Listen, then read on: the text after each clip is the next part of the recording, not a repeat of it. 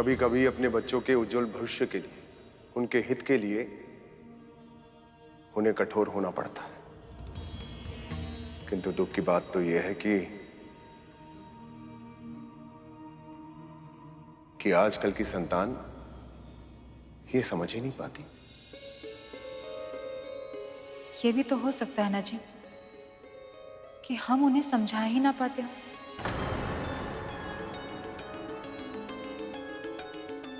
कठोरता के साथ साथ कोमलता का भी होना आवश्यक होता है।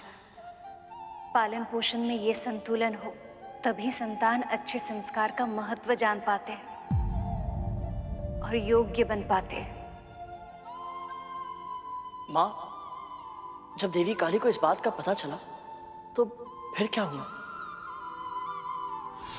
जिनका गुणगान स्वयं महामुनि नारद करे, ऐसे दिव्य योगी की सेवा करना तो मेरे लिए सौभाग्य की बात होगी माँ। वो कौन है पिताजी? देवऋषि ने उनका नाम तो नहीं बताया, पर कोई बात नहीं, अब तो हम वहां जा ही रहे हैं, शीघ्र ही पता चल जाएगा।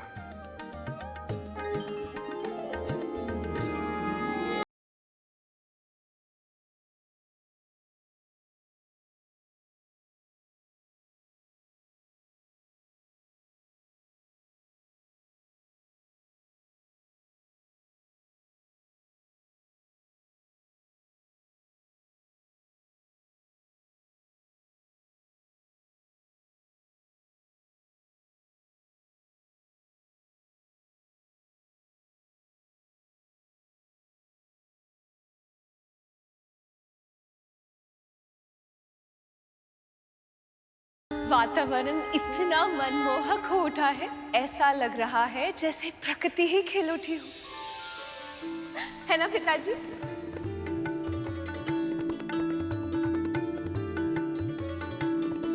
माँ का उत्साह मुझ में आशाएं जगा रहा है देवराज। देखिए कितनी प्रसन्न है वे। हाँ अग्निदेव, अब तो मुझे भी विश्वास हो चला है कि जब मां महादेव को देखेंगी तो शीघ्र ही उन्हें पहचान लेंगी।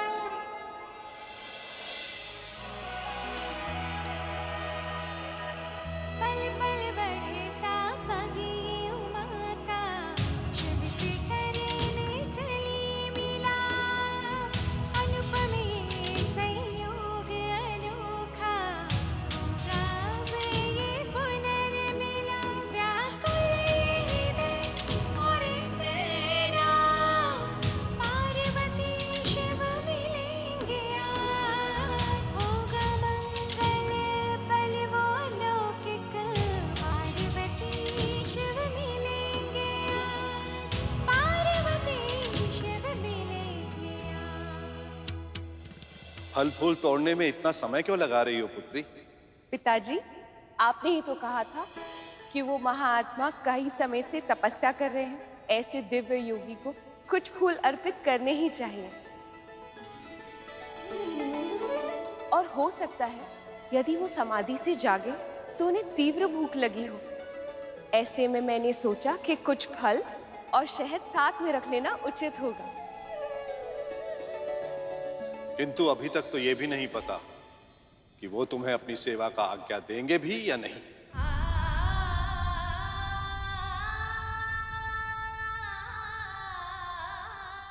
यदि दे दी तो?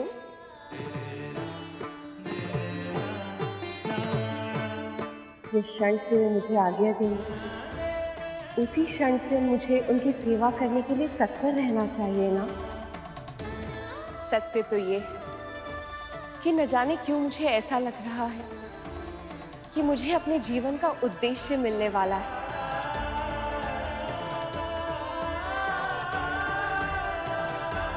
आज मुझे अपने भीतर ऐसी शक्ति का अनुभव हो रहा है, इससे पहले कभी नहीं हुआ। देवी, जितनी उत्सुकता आपको है महादेव से मिलने की, उतनी ही उत्सुकता से हम भी उस क्षण की प्रतीक्षा कर रहे हैं। कितना अद्भुत होगा वो क्षण। देवी शैलपुत्री को तो महादेव से भेंट किए बिना ही अपने भीतर शक्ति का अनुभव हो रहा है। बस अब तो एक ही प्रार्थना है इनके निकट आते ही महादेव को भी आभास हो जाए कि इनकी प्रिय देवी सती अपने नए अवतार में उनके पास फिर से लौट आई हैं। अब चले पुत्री, विलंब हो रहा है। जी पिताजी, आई।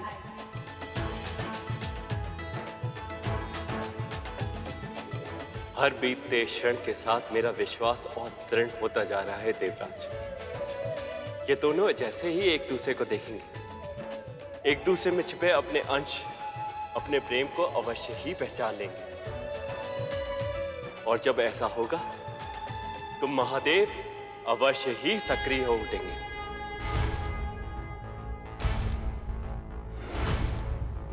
त्रयंबकं सदाशिवं नमामि हे उमापति जय नीलकंठ जय अनंत नमोस्तुते नमोस्तुते।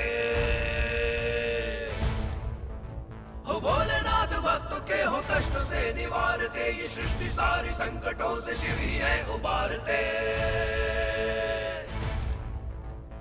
ओम नमः शिवाय, ओम नमः शिवाय, ओम नमः शिवाय, ओम नमः शिवाय, ओम नमः शिवाय, ओम नमः शिवाय। मुनिवर बिल्कुल सत्य कह रहे थे पिताजी। ये योगी तो बहुत ही महान है। इनकी दिव्यता का आभास मैं यहाँ से कर पा रही हूँ।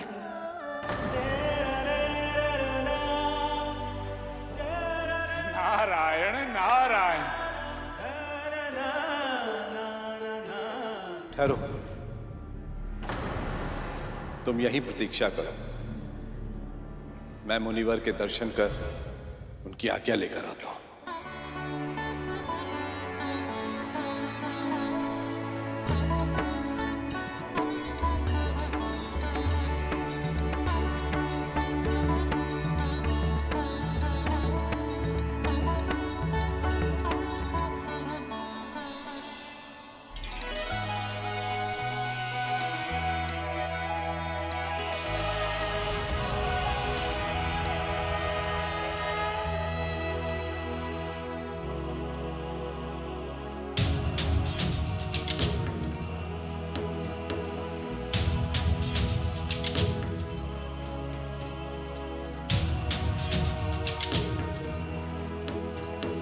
महायोगी तो बहुत ही गहन समाधि में है, उन्हें जगाना उचित होगा।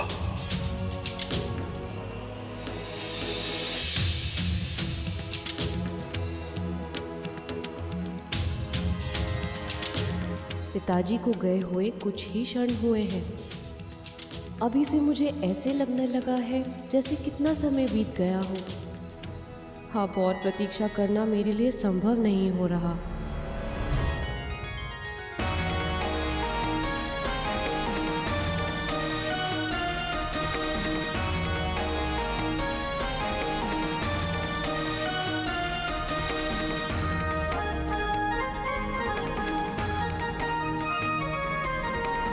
देवी पार्वती को अपने पूर्व जन्म की स्मृतियां तो याद नहीं, किंतु जिस मिलन की एहसास ही इतनी मनमोहित है, भूषण कितना मनमोहक होगा।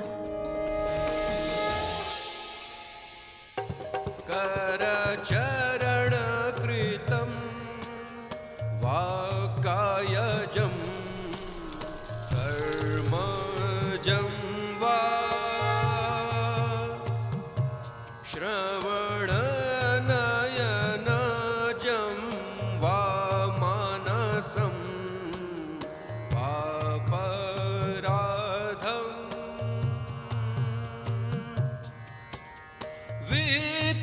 विहितं वा सर्वमेतकश्मस्व विहितं वा सर्वमेतकश्मस्व जय जय करुणाब्धे श्री महादेव शंभो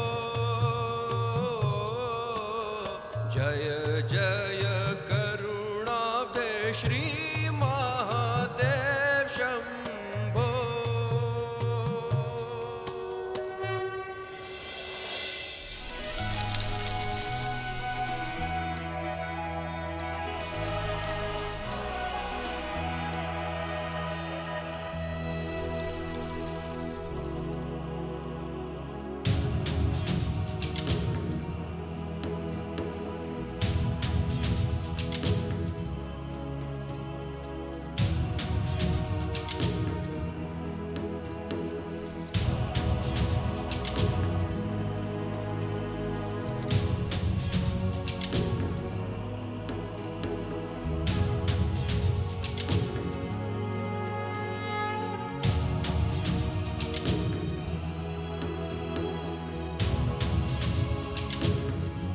बस अब कुछ ही क्षण और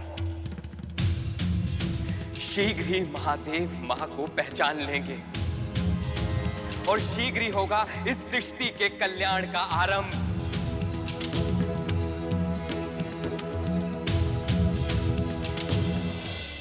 प्रभु, जिस क्षण की प्रतीक्षा हम आतुरता से कर रहे हैं, अंततः वो क्षण आ ही गया।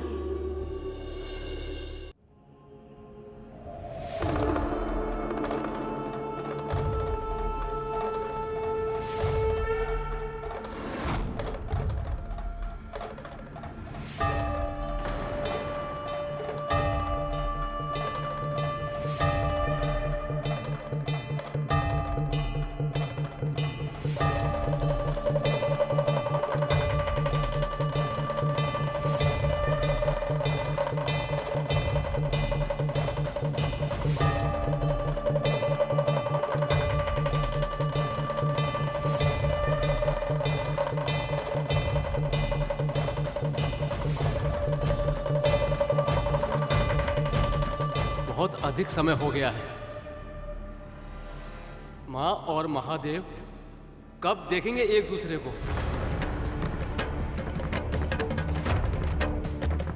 और कब पहचानेंगे एक दूसरे को?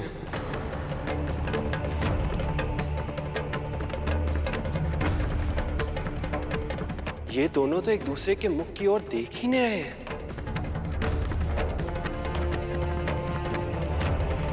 ना ही मां महादेव के चरणों से अपनी दृष्टि हटा रही हैं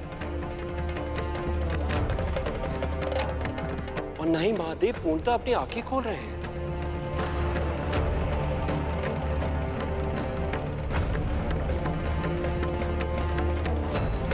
ये मेरा सौभाग्य है कि आप जैसे महायोगी ने इस कंदरा को अपने ध्यान के योग्य समझा और मेरी इस राज्य की भूमि को अपनी साधना के लिए चुनकर उसे पवित्र कर दिया। हे योगीराज, मैं हूं पर्वतराज हिमवत और ये मेरी सुपुत्री है काली काली काली काली।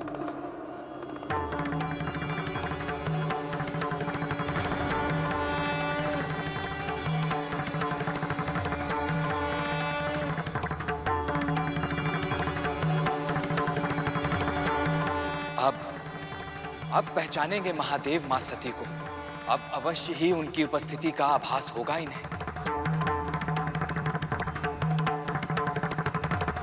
हे योगीराज, मेरी तरह मेरी सुपुत्री पर भी इस भूमि का ऋण है। मेरी आपसे एक विनती है कि आप इसे अपनी सेवा का सौभाग्य प्रदान करें। आपके वचन प्रार्थना होते हुए भी मेरे ध्यान में व्यवधान का कारण बन रहे हैं पर्वतराज।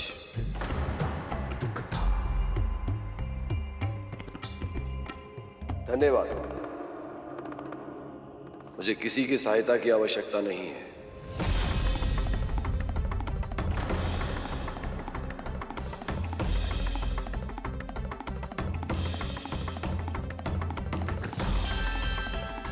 ये क्या कह रहे हैं महादेव? पहचानिए, सती स्वयं है सामने।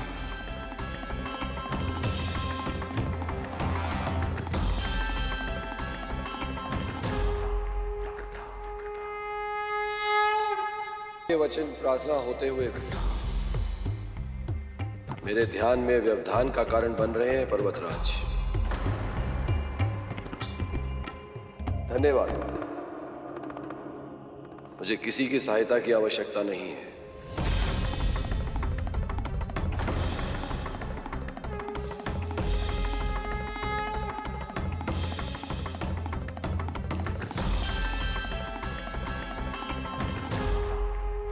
महादेव ने तो मां शैलपुत्री को देखे बिना ही अपनी आंखें फिर से बंद कर ली।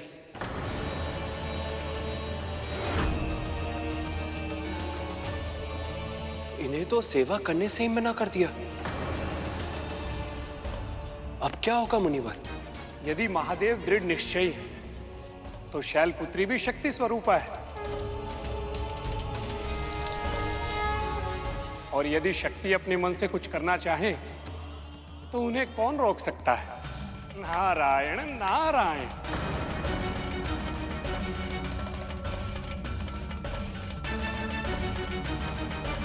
चलो पुत्री, महल चले। नहीं पिताजी, नहीं पिताजी, नहीं पिताजी।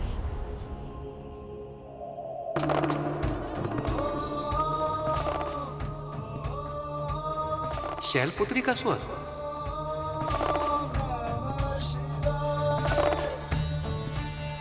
अब देखना यह है कि महादेव इस स्वर को पहचान पाते हैं या नहीं।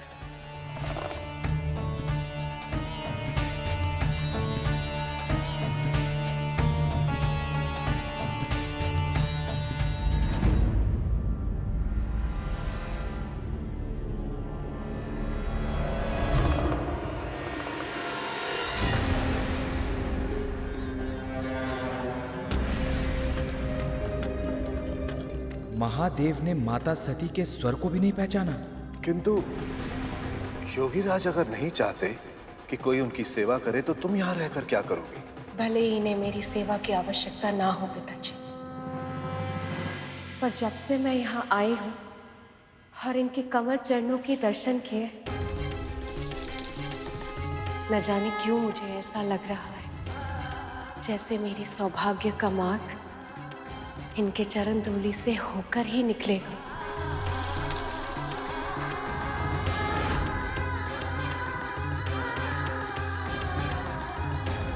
अब ये सेवा मैं इनके लिए नहीं, अपने लिए करूंगी पिताजी।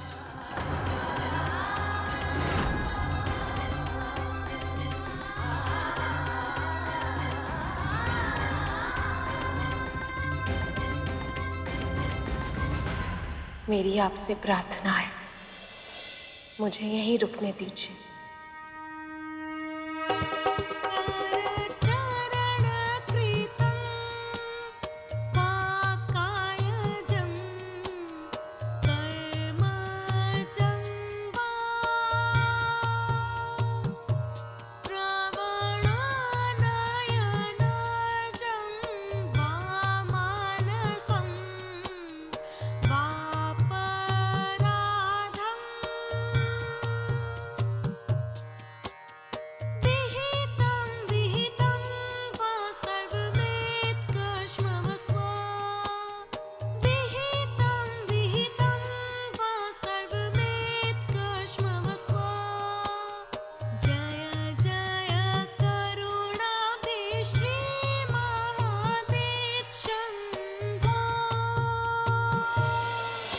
देवी सती के हृदय में महादेव को देखकर प्रेम की भावना तो अवश्य ही उमड़ रही है, किंतु महादेव का हृदय सती से वियोग के कारण इतना आघात हुआ कि उन्होंने पार्वती की ओर दृष्टि भी नहीं की।